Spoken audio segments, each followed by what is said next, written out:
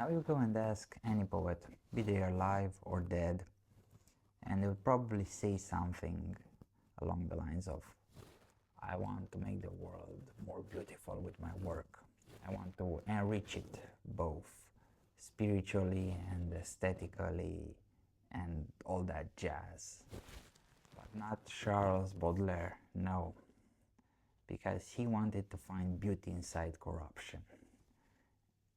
Today we're going to talk about one of the most important poetry books of the last 200 years.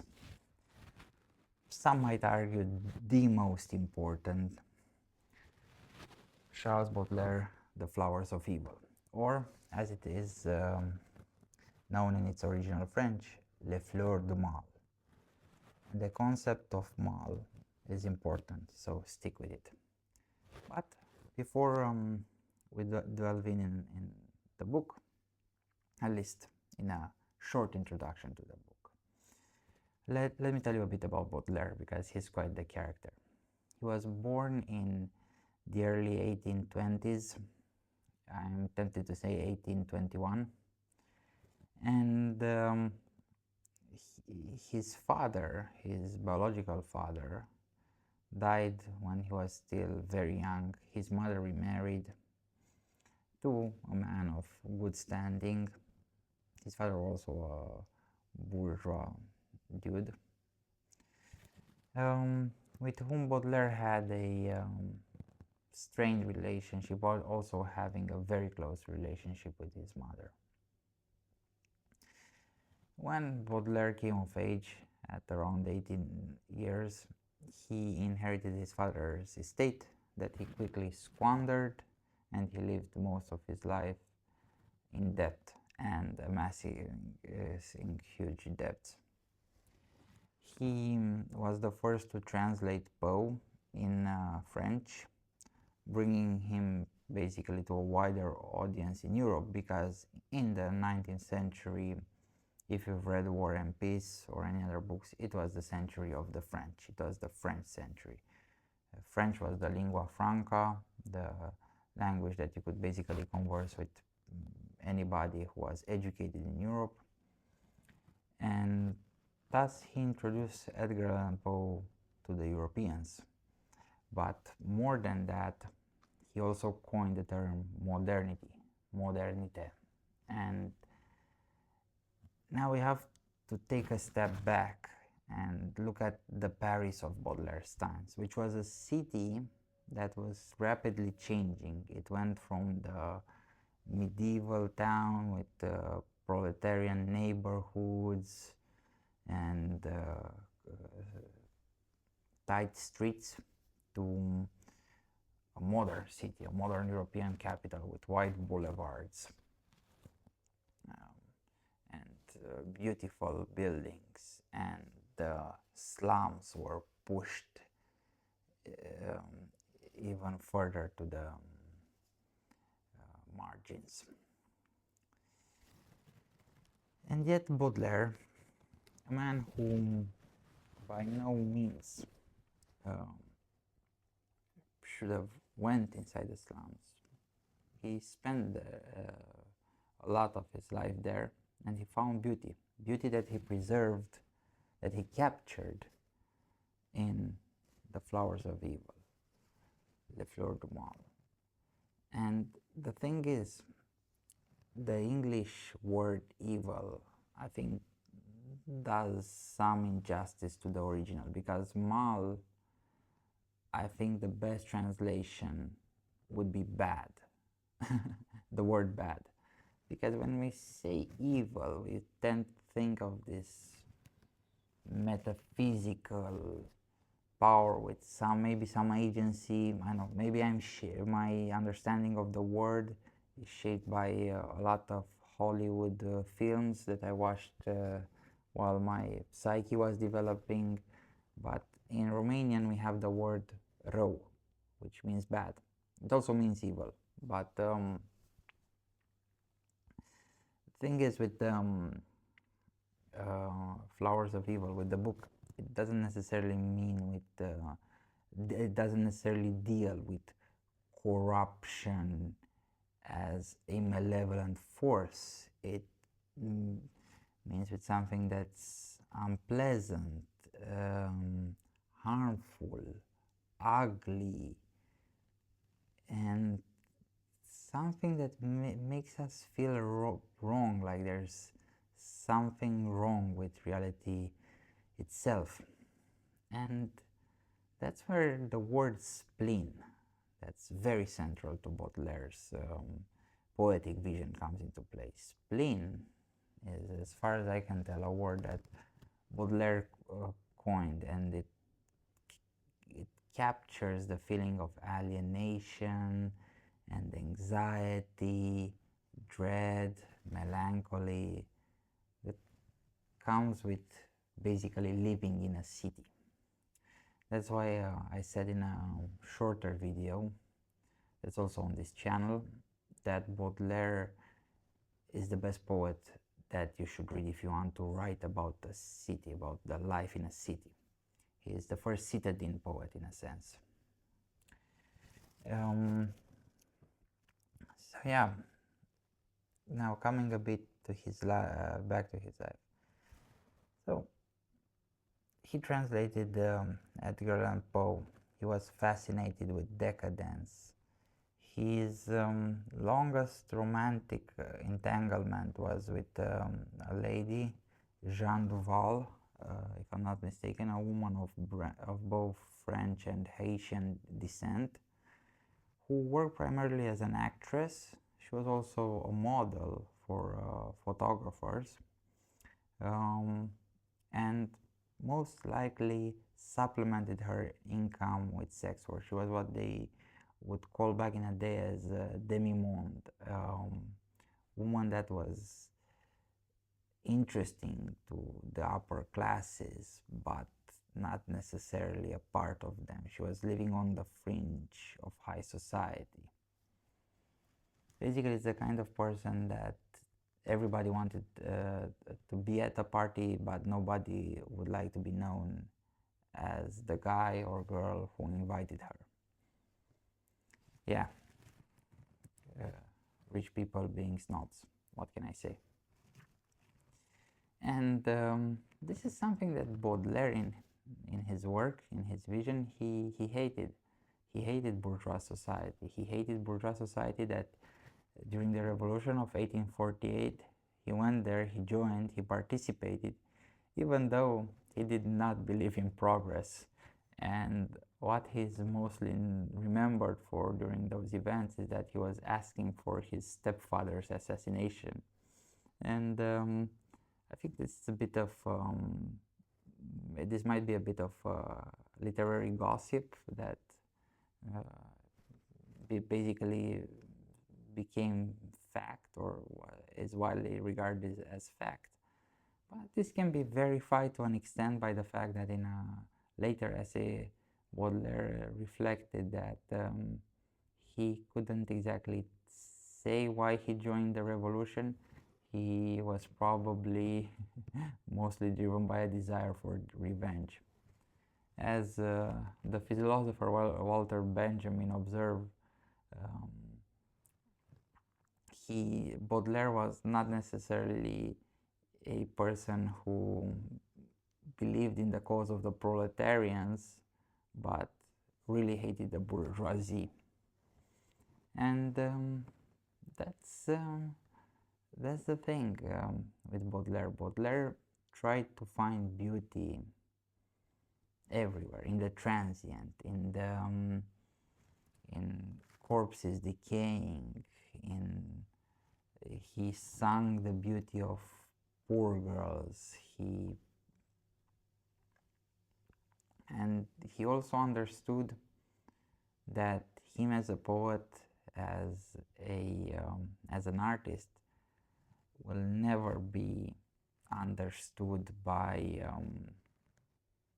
the bourgeois society that was concerned with materialistic things, with external validation. And he has one of my favorite poems ever, called The Albatross, where he says that people will laugh, like the sailors who So in the poem, what happens in the poem is that an albatross is caught in the net by some sailors on a ship, and they don't let him fly, and he waddles around, and they make fun of him, of the poor albatross. And that's basically the condition of the poet, Baudelaire remarks.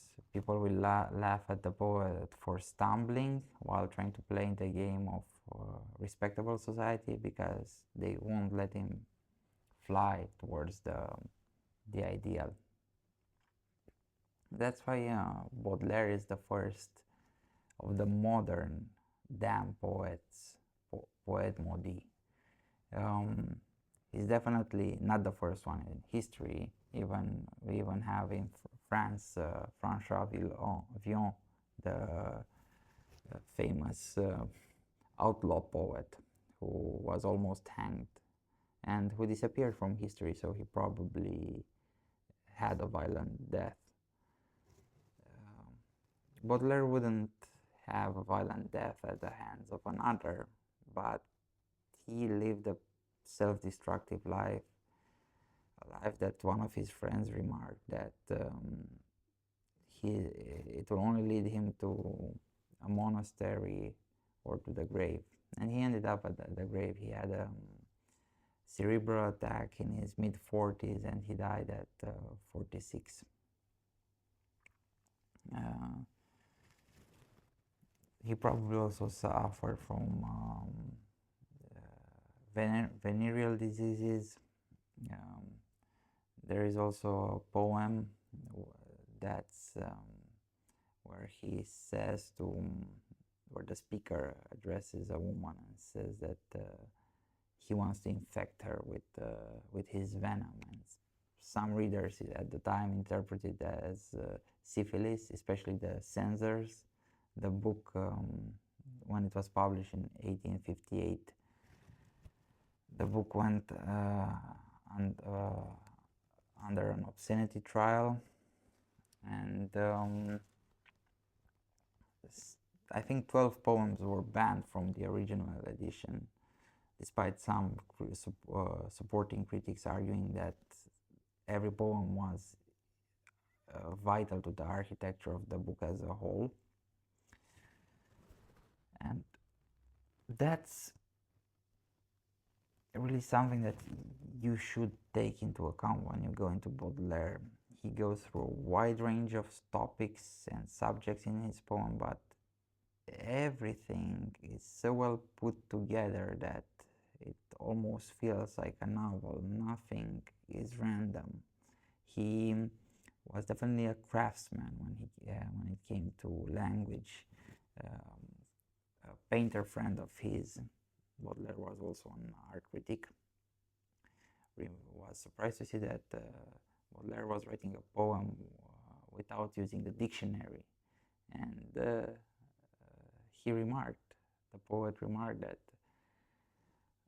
if you went to a doctor and instead of treating you, he would start consulting a medical textbook, would you ever go again to that doctor? He really took poetry seriously and literature seriously. And that's what made him great despite his circumstances, despite the tumultuous life that he led.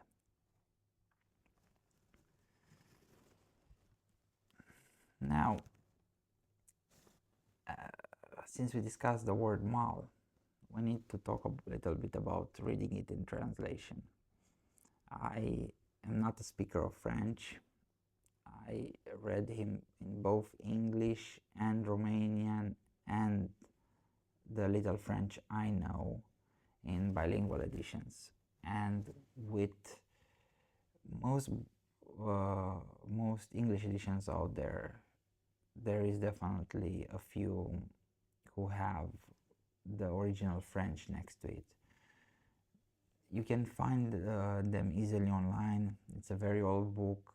A lot of translations are public domain, and the original is definitely public domain. I think even on YouTube There are some recordings of people reading them, and he's a very musical poet. He's a master of the sonnets, of the classic form, and it would be a pity not to listen to the words as he wrote them, to try and read the words as he wrote them. And since you're watching this in English, it won't be that hard to read the French poem. Like, at least some of the words will look familiar. He's definitely a poet that you should read if you want to better understand T.S. Eliot, Ezra Pound, and the whole modernity. He's definitely a poet that you should read if you like Clark Ashton Smith. If you've read Clark Ashton Smith, I even made a video on him. So if you've been following this channel, Baudelaire is basically Clark Ashton Smith's master. He's his predecessor. He is what Virgil was to Dante. And I wouldn't exactly know where to end with Baudelaire, because his influence is still felt to this day. He is definitely one of the poets that I return to regularly. He influenced my work on the Nether Street Blues, even provided some meaning to my life, because, you know, I grew up in Bucharest, and I live in Bucharest, which has some Parisian influences in its architecture, especially the older quarters. But there was also a lot of decay when I was growing up, and one of my favorite activities to this day is just walking through the city. You know, with all the development that's going on, it's definitely getting uglier. The new modernity, the current modernity as Baudelaire, as how Baudelaire defined it, as newness, novelty, is really not something that I'm enjoying right now. There's a lot of kitsch. Most of the buildings that you see nowadays are either a pharmacy or a bank or a little gambling parlor, a little ugly casino with neon lights. But the Bucharest I remember, the Bucharest of my adolescence, of my youth, was full of book peddlers. There was also a lot of buildings that were falling apart, and going to school and back home, sometimes I took the long way. I didn't take the bus, I would walk, and I would just contemplate the city. And I was basically what Baudelaire defined as a flâneur, as a stroller. And I too found beauty in decay, in the ugly, in the less than savory. And I hope you shall too, if you encounter Baudelaire with an open heart. Until then, let me know if you have a poet like that, or a writer that's as dear to him. If you've read Baudelaire, I'd like to hear your thoughts in the comments. Thank you very much for watching this video. Thank you all that have subscribed, and let me know what I should do next. And until then, keep reading literature that lingers. Much love, Fane.